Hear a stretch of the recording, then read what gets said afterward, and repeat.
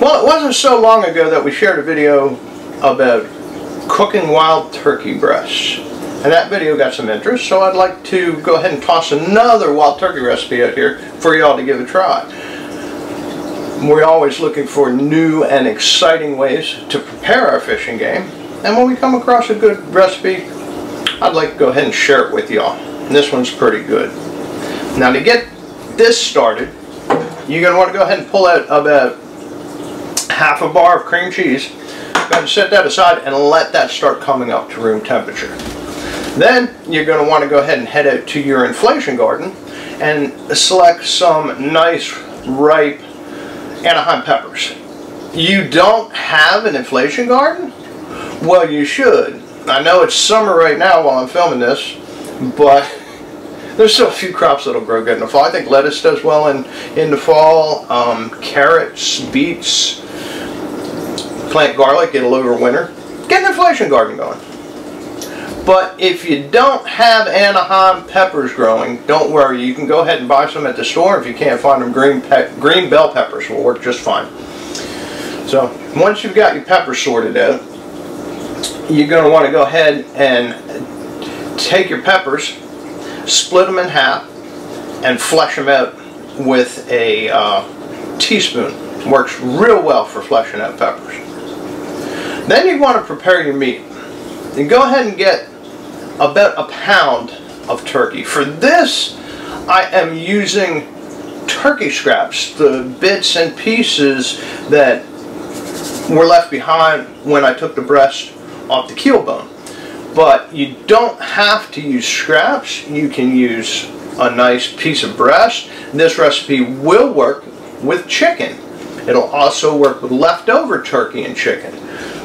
What you want to do is, if you're using raw chicken, go ahead and cook it. I like to put mine in a pan with some melted butter, brush it over the bottom, and put about a pound in there. Shake a little salt and pepper and poultry seasoning on it, cover it up with tin foil, and pop it in the oven for about a half hour at 375.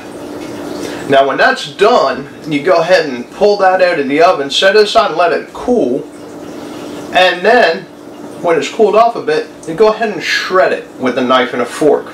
So you've got nice small chunks. If you're using leftovers, go ahead and shred your leftover pieces. The idea is to get about 2 cups of meat out of the deal, which I found is quite close to a pound of meat. Now after you've gotten your peppers fleshed and your meat shredded, go ahead and put that in a bowl. What you want to add to that is a cup of corn. Then you go ahead and rinse off a can of black beans and get that nasty sodium water they pack it with cleaned off. You're going to use a cup of black beans. Put in a cup of salsa. Now this salsa is pretty mild. I like to spice it up a little bit. I'll go ahead and chop up a serrano pepper. I grew this one out back here too. So I'm just going to give that a little bite and put that serrano pepper in there. Mix it up with the salsa. Corn, beans, salsa. In goes that cream cheese that you let come up to room temperature. And add a pack of taco seasoning and then mix it well. Then it's as simple as placing your pepper shells into an iron skillet and spooning the mixture into the shells. Then sprinkle the top generously with your favorite brand of cheddar cheese and pop that right on in the oven for about 20 minutes. Now, if you're using bell peppers, go ahead and cook that a little longer, but this should only take about 20 minutes before it's ready to eat. Alright, Dana, come and get it.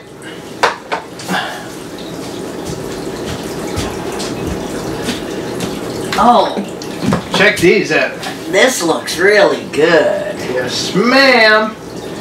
Now, when I took these out of the oven, I let them rest for 5-10 minutes, cool off a little bit, because the sticky cheese and cream cheese makes it really hot. It'll burn you if you eat it too soon.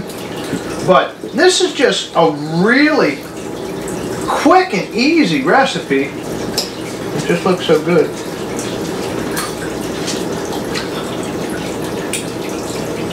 I didn't get any pepper with that. Let me try with a little pepper. Oh, it's hot. It's really good though. It's good. It's really good. This is definitely going to be on our list of new additions to the repertoire here. We're going to let you go. Be sure to give this a try. It's going to be a great recipe for your fresh wild turkey or your leftover cooked turkey.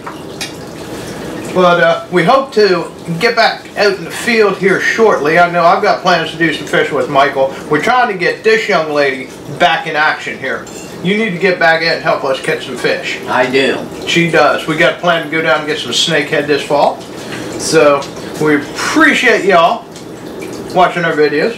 We hope you give us a subscription so you can keep up with all the action coming up in the future. The snakehead fishing. I got a lot of deer scouting too. Hunting season's only about a month and a half away now. Think about that, Miss Backyard Bow Hunter. I'm gonna try to outdo you this year. But yeah, give this meal a shot. It's really tasty. We'll see you again soon. We're www.camochairproductions.com, sharing the outdoors on YouTube. And if you'd like to join us on the hunt where we took this turkey, click these thumbnails here at the end of this video.